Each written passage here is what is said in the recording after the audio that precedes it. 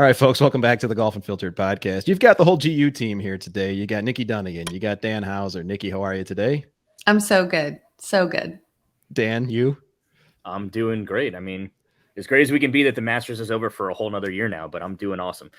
Yeah, no kidding, right? Well, it is Monday, and we are a little bit late on the release for this podcast because we needed some time to recoup and to think about what happened, what we just witnessed, because I think it would be fair to say, listeners, that this was one of the more unique Masters that we've ever seen. I mean, we had trees falling, for crying out loud, and we will definitely talk about that a little bit, but we've got a long list of things we want to cover today in today's episode. Thanks to everyone who tuned in for the Memoirs from Magnolia Lane series that, Nikki, you did another season. Those were fantastic. Thanks for bringing those in. Yes. The door just shut behind you, and that scared me. I saw somebody back there. No, it was not a ghost. It was not a ghost. I promise.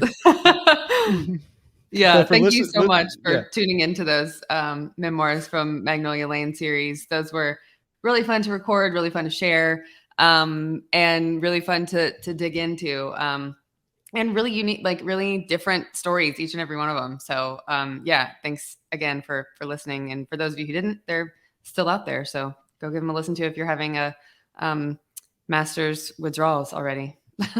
Yep, you can go out to the website, and there's right under the podcast heading at the top, you can go to Memoirs from Magnolia Lane. You've got season 1 there as well. It's a really, really well put together podcast series from Nikki. So, folks, we're going to talk a lot about Augusta from the last few days, from last week.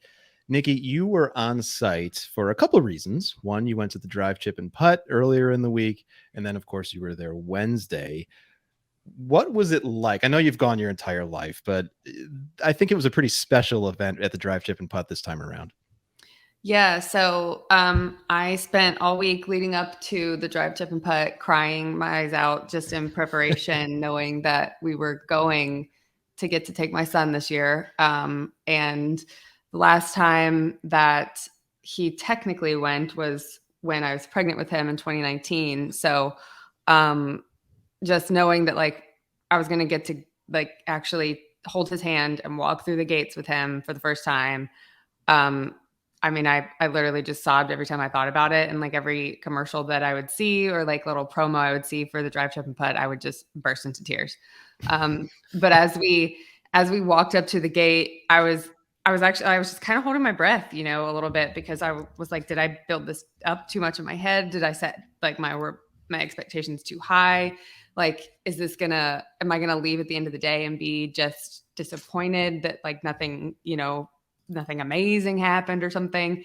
But, as we walk up to the gate and he's holding both of our hands and he's going, come on, I want to see the golf. It all just kind of melted. My worries just all kind of melted away, and he just had the best time. And I had the best time watching him, and just knowing that, he's now a 4th generation in our family to walk through those gates and to walk across those grounds was pretty big for us. So it was great. And he had an amazing day. There was one point we were walking up the hill from the scoreboard, like towards 18, and my husband was in front of him, and he goes, wait for me, Dad. And he starts running up the hill behind him. Everybody turns around, and this older lady goes, no, young man, we do not run in Augusta.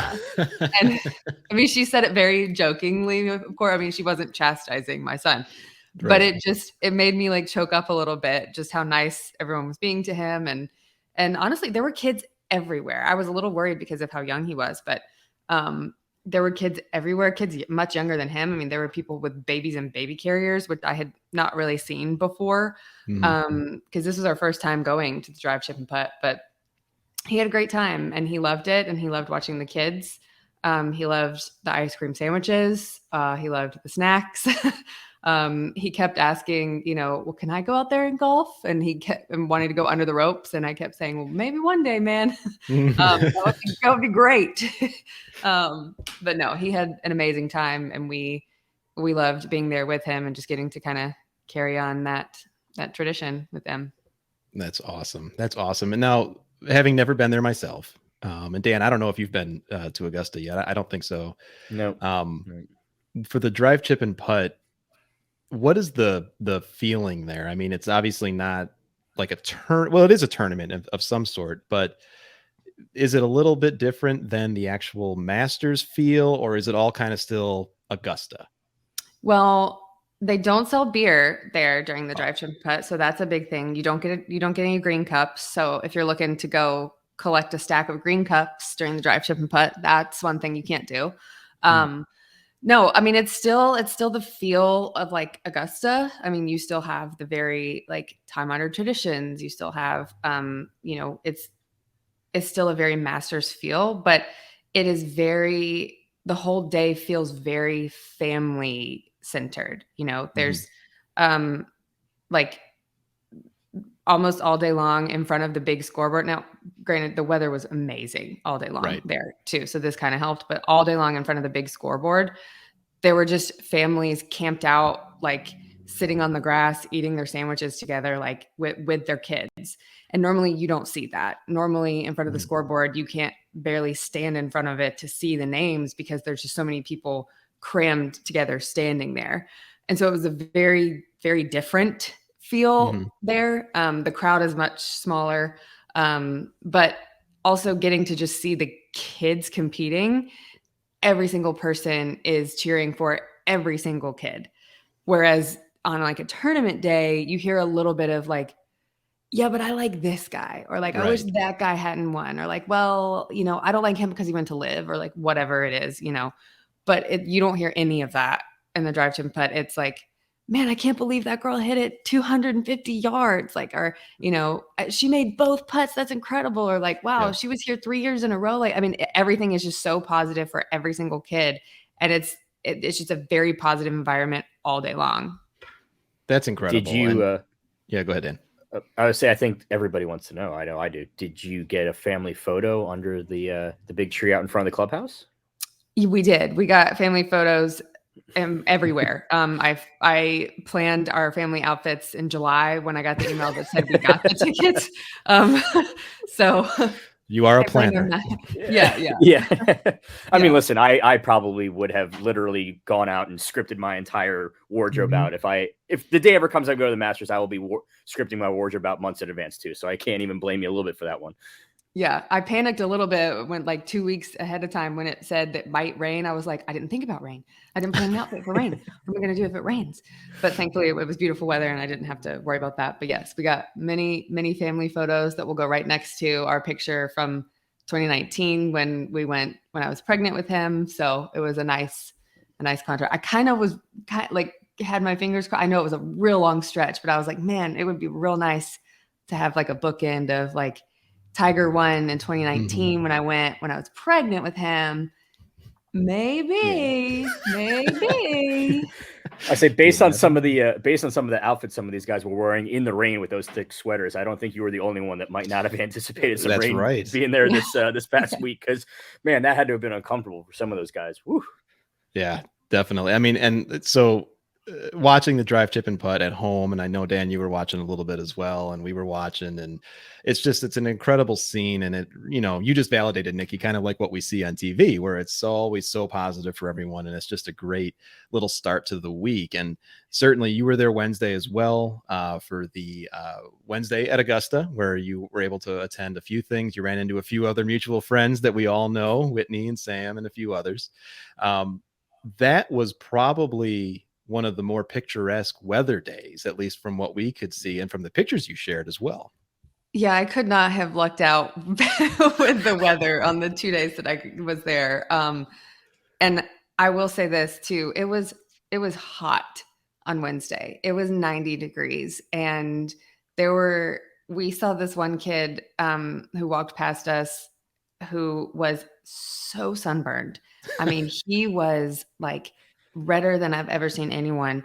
And the guy sitting next to us goes, have you ever heard of sunscreen, kid? And in the most Minnesota like accent, he goes, well, in Minnesota, where we came from, there was just snow on the ground. I mean, he's walking like this so that his skin doesn't touch himself. And so, I mean, I think there were many, many people who were just not prepared for the extremes of the Georgia weather that we saw. But weather aside, I mean, I'm from here. I'm used to the Georgia weather. And even I was like sweating in many places. But we saw some amazing golf that day. We camped out on the 9th green, so we were able to see the pretty much 8 and 9 on the par 3, and so we saw a few shots in the practice round. We saw him skip it on the 16, and we for a couple of them, and then we went over to the par 3 and we camped out on 9 for a little bit. But we saw all of every hole in one except for Bubba's, because Bubba was over on 4. But yeah, we saw all of those hole in ones. I actually got a pretty cool picture right as when Scotty and his group, they all decided to tee off at the exact same time. And I got a really cool shot of them teeing off at the same time. And what was crazy is we had no clue whose ball it was that went into the hole until they knew, obviously. And like, I think people watching on TV knew.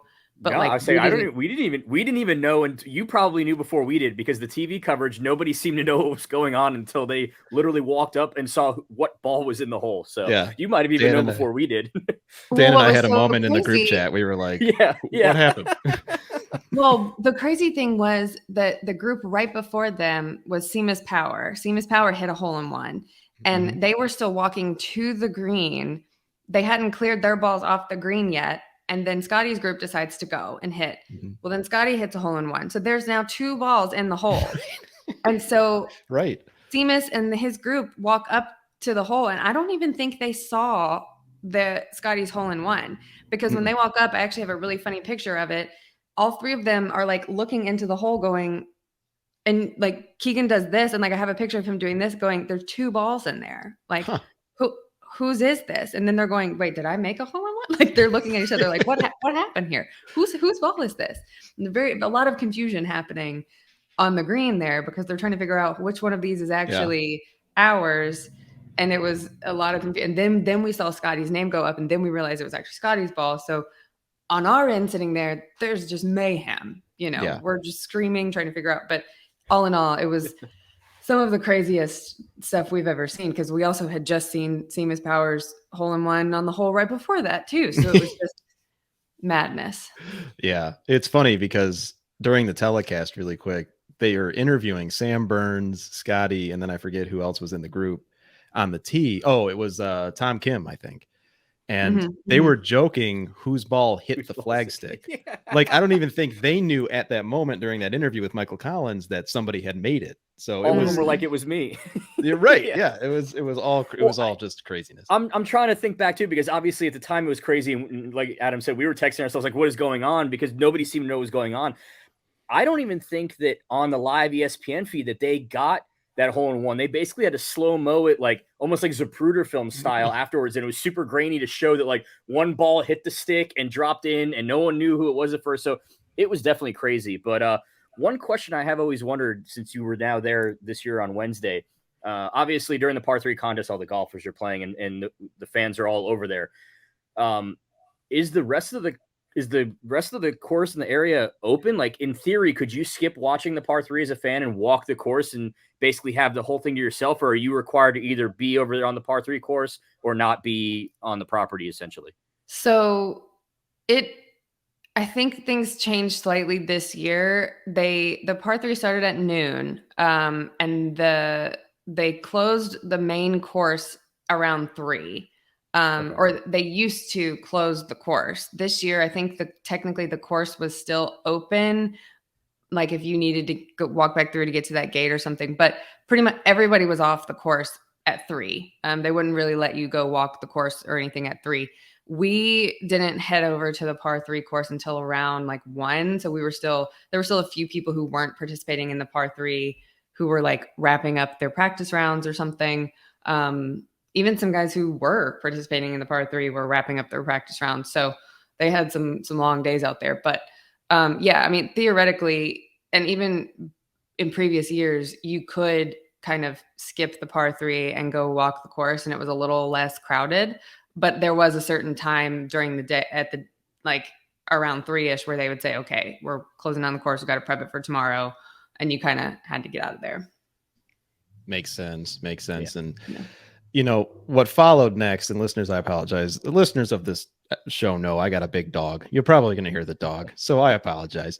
But at any rate, what followed, of course, was the main event, and that was the Masters teeing off on Thursday. There were so many storylines going into this. It was the first time we were going to see, the PGA Tour players and Live Golf on one golf course, just battling it out. But of course, all of the history and everything and all the picks that everyone wanted to play well on the Masters. And then we, of course, have this underlying narrative or worry about weather. And boy, did it come. I mean, I can't remember a time, and correct me if I'm wrong, guys, but I can't remember a time when an entire day of the Masters just got washed out. Was there one that was recent? I think Zach Johnson's year, it poured, absolutely poured. I don't know if they canceled a day, but I do remember that it absolutely monsoon rained like that, because it was just like we were wearing ponchos. My shoes were absolutely ruined. Like it was just miserable, cold, gross weather. Yeah. It was nasty. Yeah, and it doesn't look like it was much better this year. And at least, middle of the tournament, of course, we saw a lot that happened. I mean, we saw Tiger making the cut, keeping that streak alive for most made cuts. And then, of course, the not so great scene of him limping around because of his plantar fasciitis that flared up. That is something that I think, how much more are we going to see Tiger? It was almost, personally speaking, and you guys know I love the guy, as I know you both do too. That was really hard to watch. I saw an interview today where Jason Day said that one of the reasons why he actually withdrew from the 2022 PGA Championship on Saturday was because there was like one of the screws in his foot was actually like pushing through his skin. Oh my God.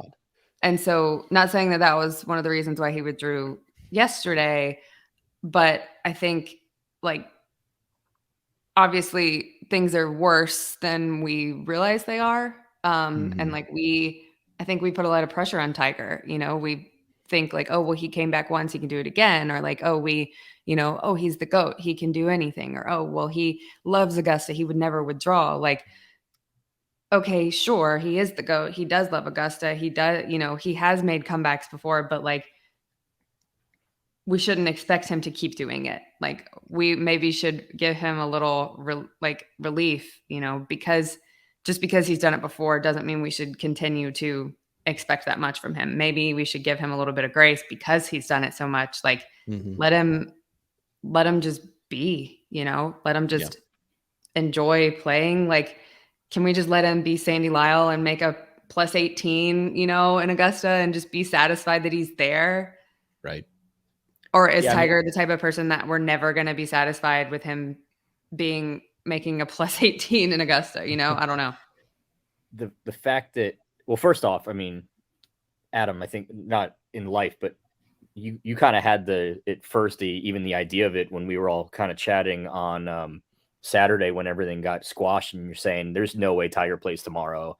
Like, he's not going to go 28 in this weather, which, I mean, and I instantly was like, yeah, I agree with you 100%. And then, of course, it took a little longer than I think we all thought it was going to be. He clearly wanted to wake up Sunday morning and see how he was feeling, obviously, but the fact that he waited until I think it was 7:30 when they were resuming at 8 to make that decision. But the fact that there's realistic conversations happening right now, not with anyone involving Tiger's camp, but involving, the golf media and the pundits out there that are saying, I don't see him playing the next major because it's going to be in New York and it's going to be in May and the weather's going to be unpredictable. That should pretty much tell us where we're at on the Tiger train of life, so to say. And that we are definitely, they say approaching the back nine. I think we are approaching hole 16 at this point, the skip it hole. I think we're getting to that point where he's going to skip it. Wow, good time. As far as where his career is at,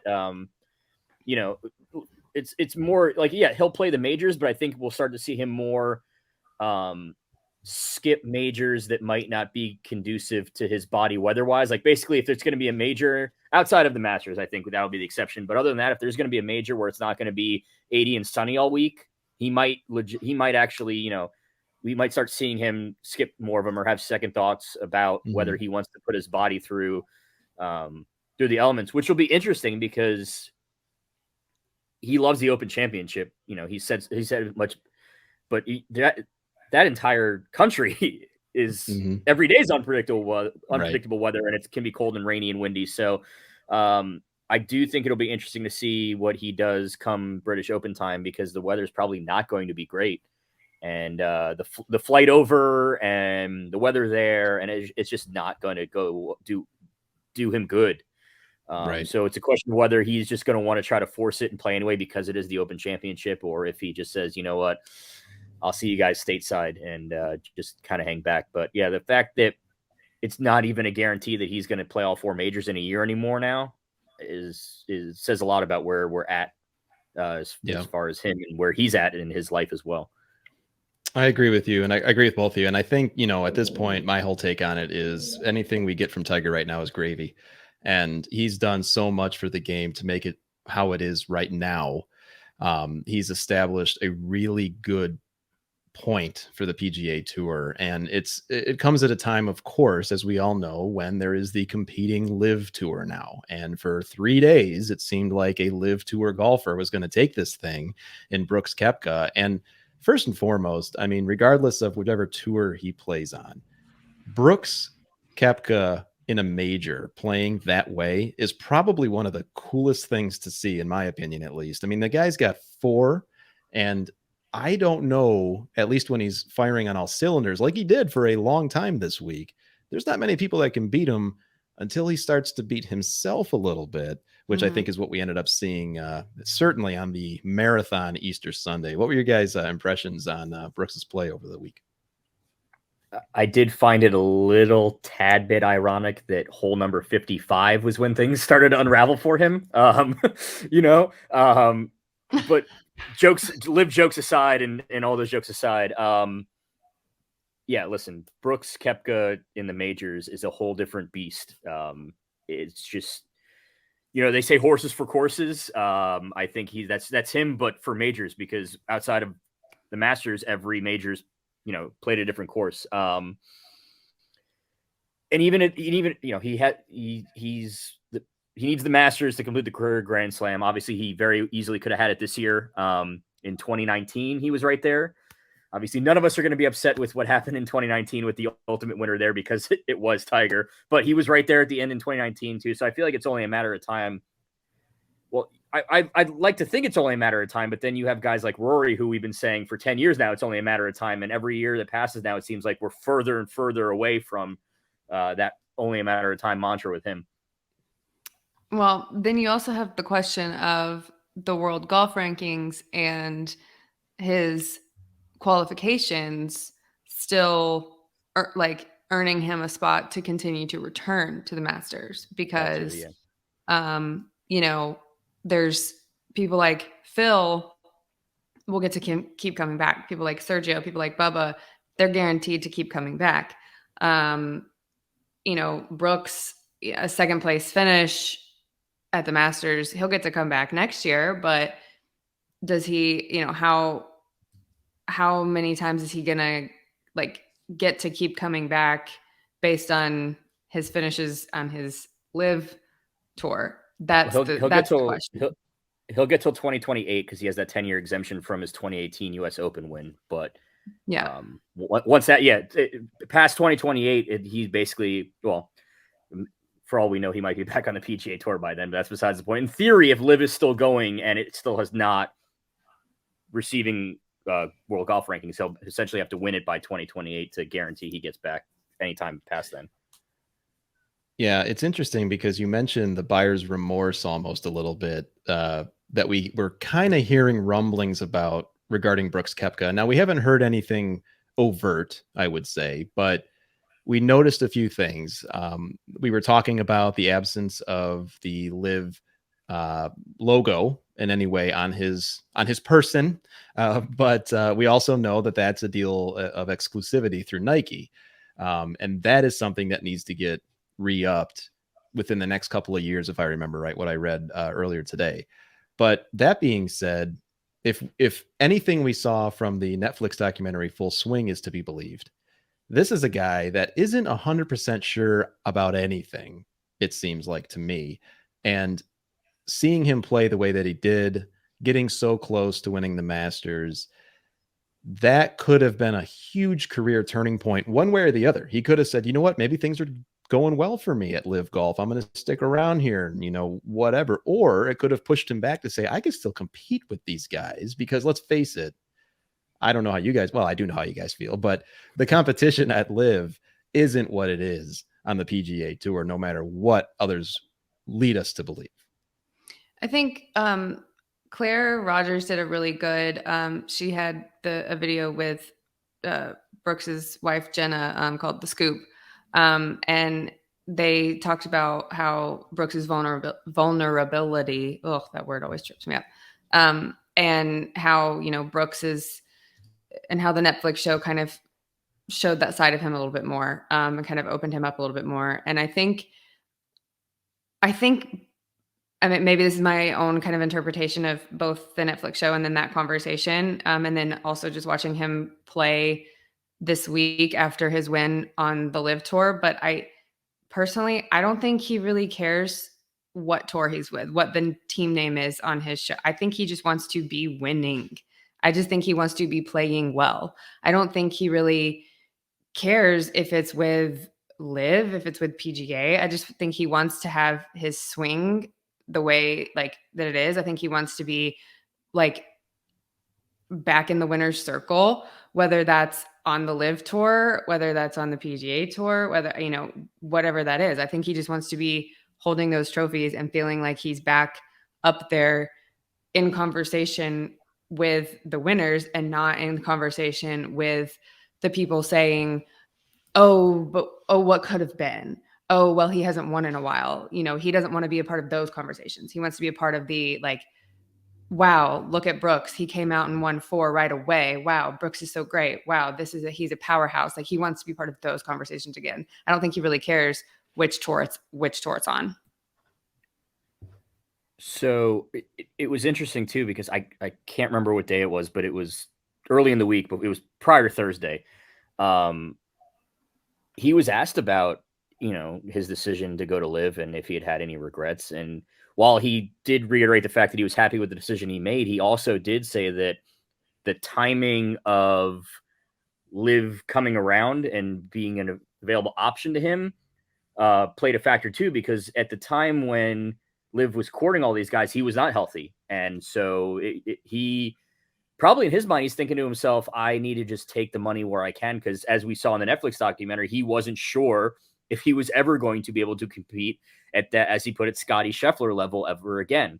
So, and he even came out and said, yeah, if I had been healthy and 100% and playing like I used to play at the time, it probably would have been a more difficult decision to make. I might have more strongly considered staying on the PGA Tour, but, and now this is all paraphrasing, of course, but essentially, because he wasn't 100% and that check was presented to him, he took it. And I think that, and that's why, and we talked about this when we did our episode after Full Swing, was it made me appreciate and understand Brooks and his decision a little more. And we talked about how if some of these guys would have come out and said this stuff right out of the gate, instead of saying growing the game and yada, yada, yada, just say, hey, look, I'm not healthy. I don't know if I stay on the PGA Tour when my next paycheck will be and how much it will be for. I know if I go here, they are going to hand me $100 million just to show up. I'm going to just take that money, because who amongst us would not do that? And so I feel like when you break it down like that, it does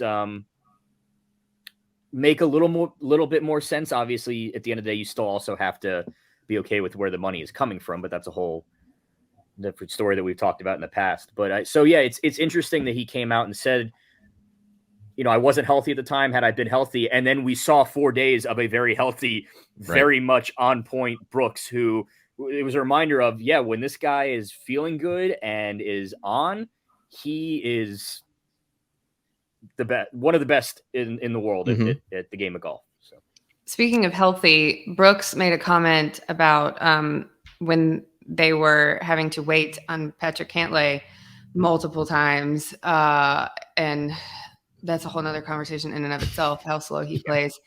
But when they were having to wait on Patrick Cantlay, Brooks made the comment that Jon Rahm went to the bathroom 7 times and they were still waiting. There ain't nothing healthy about that. That seems like, I mean, I know he was making a joke about that they waited a long time, but like, that's a lot of times to go pee in a very short amount of time. I had the same thought. Should we be concerned about Jon Rahm's urinary tract? Yeah, like, poor John. Oh, maybe he can take some of that money he just won and go see a urologist or something. Poor to Jon Rahm. I'm not trying to start rumors. I'm concerned for the man. Oh man. Yes, that's a really good point. And when I saw the quote, the fact of the matter is this. I mean, there was a really interesting. How do you even segue? Sorry. No, it's good. Awkward transition. That's fine. That's fine. So, what's interesting? Sorry to bring up Jon Rahm's UTI. Allegedly, supposedly, yeah. Maybe. Oh, my goodness. Oh, it's all about awareness, John. If you're listening to this, and I know you're not, but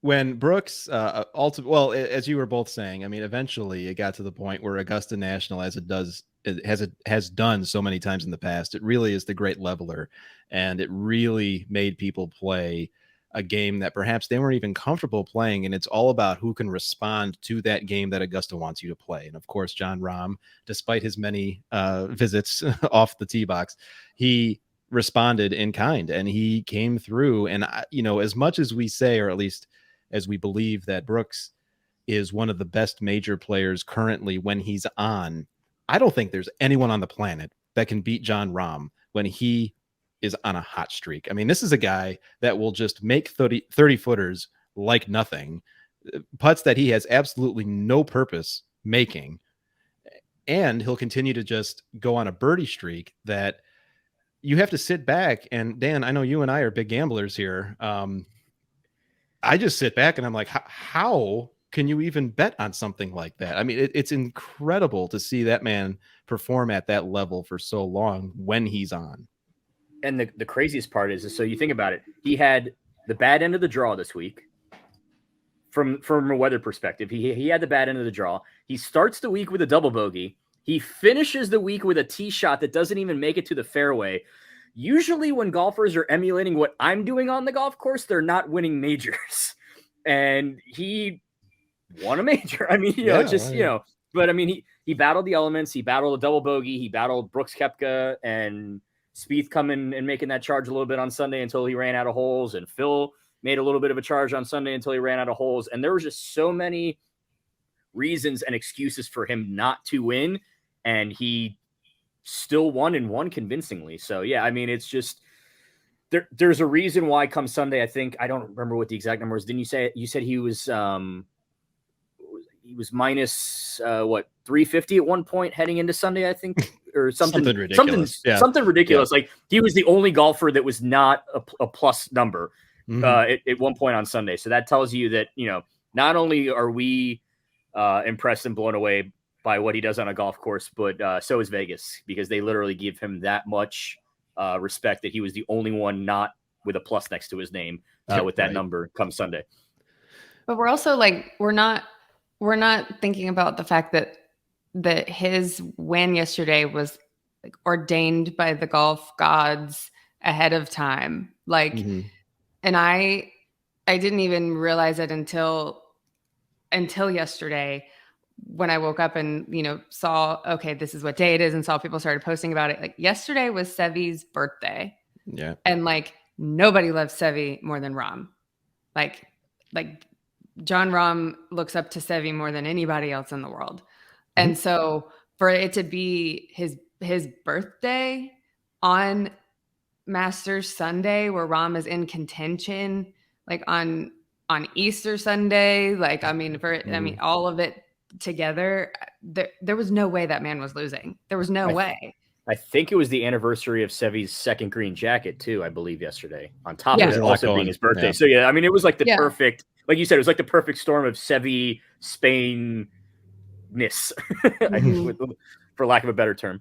Sevi Spain-ness, yeah. Yeah, no, you're right, Nikki. And I think even Jim Nantz in the Butler Cabin ceremony, he even mentioned that Rahm had tag number 49, 49 for, the day and all that. So, I mean, it was just a marathon day that only the player who was firing on all cylinders, to use a very tired cliche, was going to pull ahead. And, it's sad to say that we kind of expected, or suspected at least, that Brooks could falter a little bit. He did. A little bit of the nerves, Dan, like you had pointed out, from Rahm on the 18th tee there, a little bit of a duck hook, and luckily it spit back out to right before the fairway so he could make par. But this was something that I think was a long time coming. I fully anticipate, Rahm completing the career Grand Slam at some point. You'd have to think he did. I think this was his fourth win this year, for crying out loud. I mean, this guy is just on an absolute tear. And it kind of gets to, which is kind of an unfortunate narrative that we're still going to deal with for the foreseeable future. And that is this LIV versus the PGA Tour thing, where, of course, even the people I was sitting with at my in-laws' house, my family, they were like, you know what? We don't really like those LIV Tour guys. We really hope that this PGA Tour guy wins. They don't know anything about Jon Rahm. They've never watched Jon Rahm before, but they're like, you know what? Adam doesn't like those LIV guys, so we want this guy to win. And I'm like, well, we can also just kind of like appreciate good golf too, But what are your guys' take on the whole thing? Did Jon Rahm win something for the PGA Tour? I think he kept Jay Monahan's pants from being stained yesterday, and Jay Monahan's tables from being flipped. That's for sure. I know one of my best friends was over at our house yesterday, and she knows Tiger Woods, like, in terms of golf. Like, that's the extent of her golf knowledge. And so as we're sitting there talking and stuff, and we're saying, like, oh, look at this leaderboard, it's literally like two LIV guys, two PGA guys, and like, she's sitting next to me, and I literally see her go, what is LIV golf? Like, and so, I'm seeing her Google different things and, trying to keep up. And so I'm trying to fill her in. I'm trying to, okay, well, LIV is this and LIV is that, I'm trying to update her and keep her posted. And she's like, but why can't we just root for them? Why can't we just like them? And I'm like, well, we can. I mean, like, I'm not rooting against Brooks. Like, we like Brooks. It'd be really cool to see Brooks win one. I do not want Phil to win it. Like, he already has enough. It would be chaos if Phil won it. And I'm trying to explain why it would be. She's like, why? But they're both on the LIV tour. So then I'm trying to explain why it would be more chaotic for Phil to win than Brooks to win, even though they're both on the LIV tour. And she's like, but I know Phil. Phil's an older guy. Wouldn't we like him? Wouldn't it be really cool for the old guy to win? And I'm like, no. So it just became, this big explanation. And I think for a casual golf fan, for someone who's not like, sickos like us, they are very confused why we care so much, because to them, just sitting down yesterday to watch the Masters, it was like, these guys are playing really well. Why can't we just root for them? Like, Phil is, to be as old as he is, to do what he did yesterday was crazy. And yet I'm sitting there going, nah, like, but then like to think about it afterwards, like that man, like, he did something yesterday that was, unbelievable. To be the leader in the clubhouse for as long as he was yesterday was insane. But yet I still sat there on the couch going, ugh, I really hope, like, somebody has to win. Like, somebody has to beat him. Like, I really hope that they hold out, because I can't let Phil win. Like, that was that was ridiculous of me to have that thought. Nikki to her friend yesterday. That was 100% me. Yes, for sure. Dan, what's your take on this? Did Jon Rahm save the PGA Tour? No, because I don't think it really needs to be saved. I don't think he saved it. I don't think that it would have. I don't even know if Rory winning yesterday would have necessarily, quote unquote, saved it. I will say that I've had some time to sleep on it. There was a point yesterday where honestly I was almost Live Golf aside, I was kind of pulling for Brooks strictly because of that episode of Full Swing, though. Because now it's like he's been so humanized that it's like, man, I would love to now see him just like all of us in life when we're really, really down on ourselves, and that feeling you get when you realize, okay, I still can do this, like that you've reaffirmed that like you're good. And so I could only imagine that feeling that he would have had if that I'm good now would have been winning the Masters. So there was a point yesterday where I'm like, man, I almost wish I think it'd be really kind of cool to see Brooks to win. And then my other thought was, in a traditional sense, I would like to say that Liv won yesterday because they had Brooks tie for second. They had Phil come out of nowhere and do what he did. And in a normal setting, I would say Liv absolutely won yesterday. The only reason why I'm not saying they did win yesterday, and the only problem they're going to have is that in a couple weeks, well, first off, they don't have a tournament next week. So they can't build off of it like tomorrow. Like the PGA Tour can build off of it tomorrow, even though they don't need to. If Liv really needed to have had a tournament next week, and they don't. So by the time they come back in 3 weeks or whenever it is, like everyone's going to have already forgotten about what happened in the Masters. And then even for the ones that don't, half the people that may be like, oh, well, now I'll go ahead and watch Liv because Brooks and Phil are in it and like they're playing really well, aren't going to know where to find it or aren't going to be able to get it. Because as you pointed out multiple times to us, Adam, you couldn't even watch the Live events if you wanted to, because in your town, in your cable companies, your local providers do not have a channel that Live is on. And there are so many others. And there are so many others that even if you do have a CW affiliate, the affiliate's choosing not to air it, or they're choosing to only air, so they don't have the TV capabilities to get people more involved, and they don't have a tournament this week. So in this world of what have you done for me lately and what happened 5 minutes ago, they can't build off of it because they don't have a structure set up to be able to do so. And that's the only reason why I don't think they won. They won as much as they could, but in order to fully won, they aren't set up to be able to fully take advantage of what happened yesterday because they don't have a better TV deal and they don't have a tournament this week. Well, to your point, I don't think I saw Dustin Johnson hit a golf shot in 4 days. And, I love Dustin Johnson. I think he's a fantastic player, obviously. But, I haven't seen him hit a golf ball in a very long time. And as a fan of the game, the way that, and this is a completely different podcast episode, I know, but as a fan of the game, it's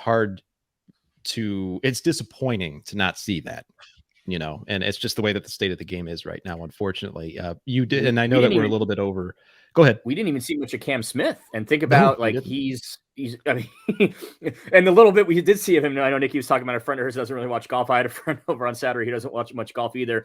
And his wife was watching, and she goes, he should be a NASCAR driver because, he's got the mullet and the mustache and everything. Yeah. But, from the little bit we did see of him, and I mean, think about the year that Cam Smith had last year on the PGA Tour.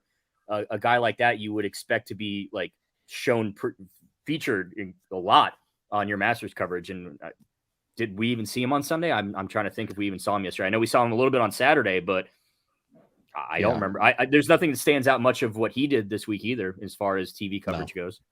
No, absolutely not. Well, I know that we're a little bit over our usual time, which is fine. But something that I believe, Dan, you alluded to as well was the tournament follow-up. And boy, I mean, really quickly, we've got a tournament follow-up in the PGA Tour this week.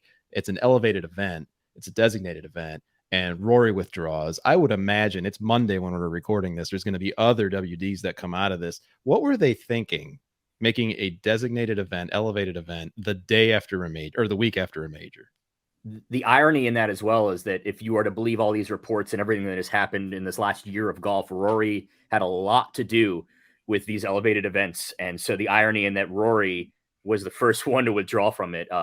And now that he did, I'm like you said, this is Monday when we're recording this. I fully expect him to be the first of now many. I'm sure there are a lot of guys out there that were probably waiting to see who was going to be the first one to do it. And that now somebody has done it. Now they'll go ahead. And, I mean, could either of you see Jon Rahm now teeing it up in another 3 days after he just won the match? No, absolutely not. I know he's got to go get a checkup apparently.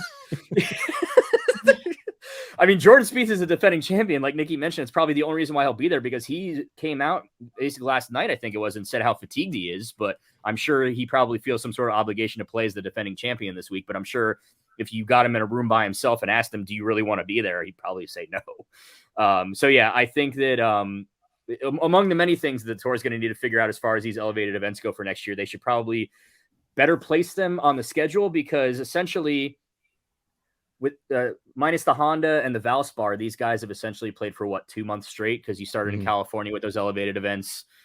You came to Florida where pretty much everything but the Honda and a Valspar was an elevated event. You threw the match play in there, which was a WGC event, and then a major. Like, these guys, I mean, I know you want them to play a lot more, but you got to give them a break or else they're going to burn out. And then what kind of quality product are you going to get at that point if these guys are essentially just going through the motions for 2 days, missing a cut and going home? I think they probably just saw the location of the event. And I mean, because we've been to the Heritage before, we have a place in Hilton Head. We go all the time. And Heritage, it's a great tournament. It's a very fun tournament. I think their slogan is like the plaid party or something. Right. And I think because of that, like that quote unquote, the party environment is why they were like, oh, let's capitalize on that. It did really well at the Waste Management. Let's capitalize on that for the Heritage. But I don't think they considered the schedule, the immediate back-to-back, and really just how daunting the Masters is, being the very first major, and not just the very first major, it's the major. It's like the one that everybody puts all the work into, like pretty much all season long, gearing up for it. And then, I mean, as a fan, I've got a hangover from it. I can't imagine as a player how they're feeling. And one of the reasons why we enjoyed going as a fan was because it was like, I mean, yeah, they have the quote unquote party environment, but from a tournament standpoint, it was more low key, and we didn't have to worry about like, oh, it's going to be so crowded because Tiger's going to be here. It's going to be so crowded and we're not going to be able to see anybody because Rory's here. Like, I think the biggest name we saw when we went was like Matt Kuchar, like, not to put down Matt Kuchar, but he's no Tiger. No. I think DJ maybe, because he's sponsored by RBC, but like I well, not anymore. But but I mean, to make it a designated event and for all of these guys to have to go now, I don't know. I think it's putting a lot on them. There was a Twitter conversation today, Monday, when we're recording this, and about this being a designated event and how like you guys got to give us as the fans a break. And Shane Bacon slid in with a comment that I'll read here that was absolutely fantastic, and it basically sums up, kind of reiterates what Nikki was talking about with her hangover there. He said, well, I've been gone for 8 days and my wife is juggling a 3 and a 1-year-old. So even if it was the US Open, I'd probably have to skip it until Sunday, or she might quote unquote go out for milk. So yeah, I mean, it's a little bit of an overload that they're kind of throwing on all of us, not just the golfers, but also us fans. I mean, yeah, Adam, I'm sure you can attest to this. We basically got a full day yesterday on the couch, kind of scot-free. And I don't think I can go ahead and get that in another 3 days now. I don't think that's gonna play well in my household. So yeah, they need to spread it out a little bit for us. I've been told numerous times by my doctor I have to continue to stay active, and so a day like that yesterday is just not going to do well for me. And this is going to be a developing story throughout the week, and you're going to be able to see all the comments that we have about it. There will be takes. You could follow each of us at our Twitter handles. You could see them on screen if you're watching on YouTube. It's Nikki Dunnigan at Nikki Dunnigan, and then Dan Hauser at Dan Hauser Golf. You can follow me at Adam J. Fonseca on my personal account, but you could follow all of us at Golf Unfiltered to see all the other things that we're going to be saying. Maybe there's going to be other WDs for the Heritage. You never know. But in the meantime, guys, it's always great to get back together with you. It was a fantastic tournament to watch. Listeners, be sure to subscribe to our YouTube. If you're watching this on YouTube, follow us on Twitter at Golf Unfiltered and all the social media places. And if you like t-shirts, this is a shameless plug, or hats, go out to our shop on the website, golfunfiltered.com/shop. And you can find a couple cool things there. So Nikki, Dan, thanks so much for hopping on. Listeners, we'll talk again next week. See you later.